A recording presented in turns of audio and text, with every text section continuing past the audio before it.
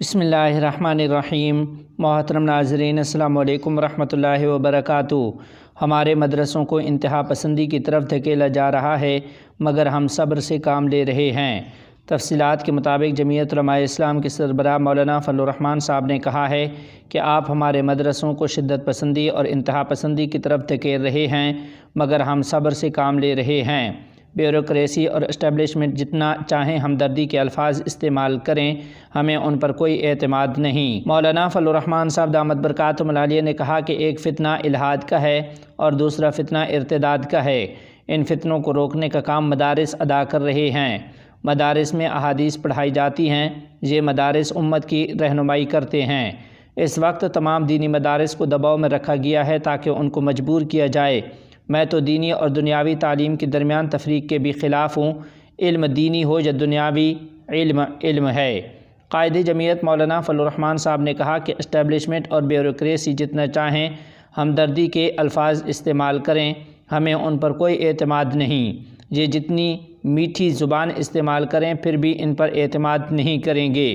انہوں نے دینی مدارس کو تباہ کر دیا ہے، ہم انہیں اس سے آزاد کریں گے۔ ہم کہتے ہیں کہ رجسٹریشن کراؤ، یہ نہیں کراتے۔ ہم کہتے ہیں ہمارے بینک اکاؤنٹ کھولو۔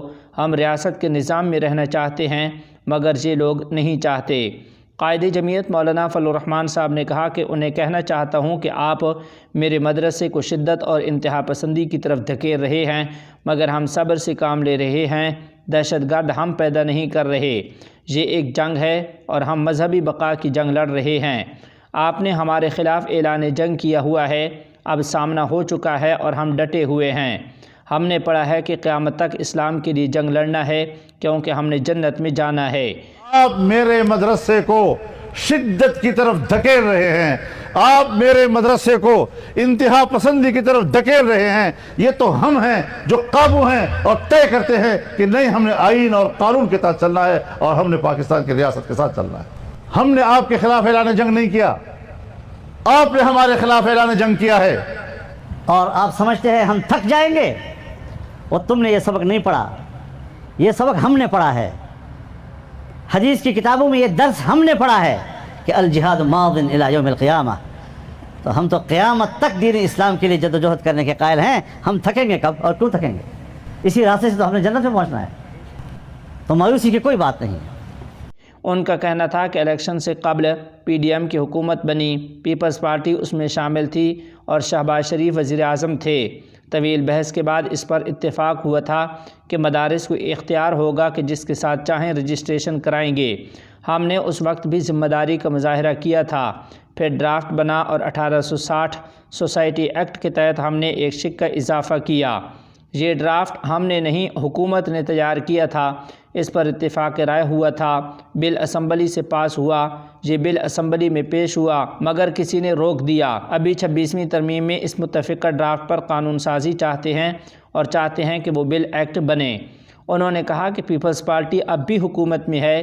1 ماہ تک مذاکرات کیے اور مجھے انگیج رکھا گیا۔ 5 گھنٹے مذاکرات کے بعد یہ بل پاس ہوا۔ اگلے روز میاں نواز شریف کے ساتھ 5 گھنٹے مذاکرات ہوئے اور بل پر اتفاق رائے قائم ہوا۔ پہلے سینٹ میں بل آیا۔ 26ویں ترمیم کا بل 56 شقوں پر مشتمل تھا۔ پھر ہم نے اپنے 5 نکات شامل کیے، بل پاس ہو گیا اور اب ایوان صدر سے اعتراضات آ رہے ہیں۔ لاہور اجلاس میں صدر اور بلاول موجود تھے، اب اعتراض لگانا درست نہیں۔ قائد جمعیت مولانا فضل الرحمان صاحب نے کہا کہ ان کو پیغام ہے کہ ان پر اعتراضات قبول نہیں۔ کہاں تک آپ ہمارے تحمل کا امتحان لے رہے ہیں؟ مولانا فضل الرحمان صاحب نے کہا کہ ہم نے بندوق کا ڈنڈا نہیں اٹھایا، دلائل سے بات کی ہے۔ آپ 56 شقوں میں 34 سے دستبردار ہوئے۔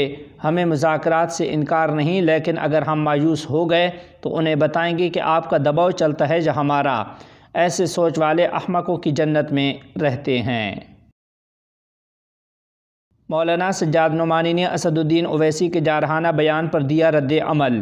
تفصیلات کے مطابق ملک کے معروف سرکردہ عالم دین و دانشور مولانا سجاد نعمانی نے، جو مہاراشٹر الیکشن کے بعد عمرے پر گئے ہوئے ہیں، ایک آڈیو بیان جاری کیا ہے۔ انہوں نے بتایا کہ وہ بیت اللہ کے سائے میں یہ بیان ریکارڈ کروا رہے ہیں۔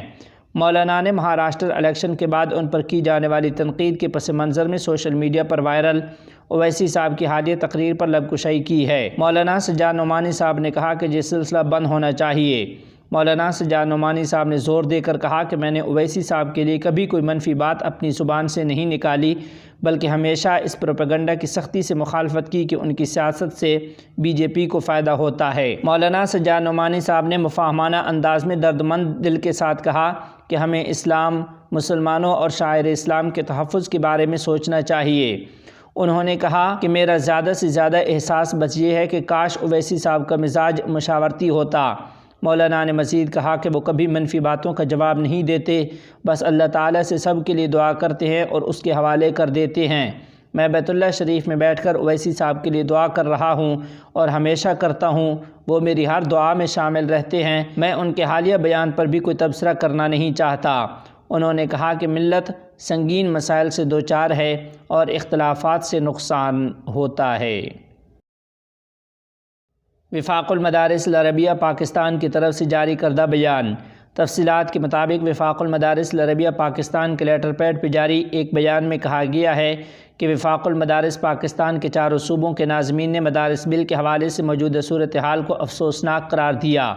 انہوں نے کہا کہ تمام سٹیک ہولڈرز کے مابین اتفاق رائے کے باوجود مدارس کے معاملات کو پیچیدہ بنانے سے مزید بگاڑ پیدا ہوگا۔ مدارس بل کے حوالے سے تاخیری حرب ملک و ملت کے لیے نیک شگون نہیں، مدارس کے لاکھوں طلباء و طالبات کو بنیادی انسانی حقوق اور بہتر مستقبل کے امکانات سے محروم رکھنا سراسر زیادتی ہے۔ قائد جمعیت مولانا فضل الرحمان صاحب کی مدارس کے حوالے سے کاوشیں قابل تحسین ہیں۔ شامی جان بازوں نے مختلف شہروں کے بعد دارالحکومت دمشق پر بھی کنٹرول حاصل کر لیا اور صدر بشار القلب کے ملک سے فرار ہونے کا دعویٰ کیا ہے۔ غیر ملکی خبر ایجنسی کی رپورٹ کے مطابق مقامی شہریوں نے بتایا کہ دمشق میں گولیاں چلنے کی آوازیں اور دھماکے سنے جا رہے ہیں۔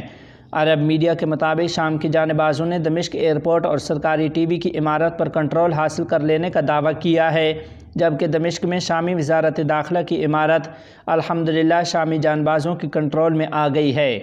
عرب میڈیا رپورٹس میں بتایا گیا ہے کہ دارالحکومت پر جان بازوں کی کنٹرول حاصل کر لینے کی اطلاعات کے بعد دمشق کے مرکزی اسکوائر پر ہزاروں شہری جمع ہو گئے اور جشن اور نعرے بازی شروع کر دی گئی ہے۔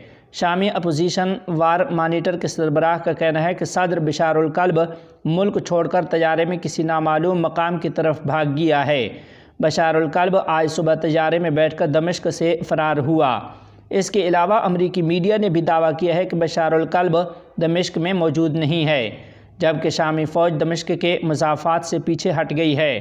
اسی طرح امریکی میڈیا کے مطابق تمام ایرانی فوجی عہدیدار بھی خصوصی پرواز کے ذریعے دمشق سے تہران روانہ ہو گئے ہیں، جبکہ پولینڈ نے اپنے شہریوں کو شام سے فوری نکلنے کا حکم دے دیا ہے۔ اس کے علاوہ حمص شہر سے درجنوں فوجی گاڑیوں کو نکلتے دیکھا گیا۔ حمص کے مرکزی سیکورٹی ہیڈ کوارٹرز سے بھی سیکورٹی اہلکار نکل گئے۔ واضح رہے کہ گزشتہ رات شامی جان باز فورسز نے مرکزی شہر حمص کا کنٹرول سنبھال لیا تھا۔ حمص شام کا تیسرا بڑا شہر اور دمشق اور شام کے ساحلی صوبوں کے درمیان اہم علاقہ ہے۔ محترم ناظرین و سامعین، ہم سے جڑے تمام احباب اور تمام امت مسلمہ کو شام کی یہ عظیم فتح مبارک ہو۔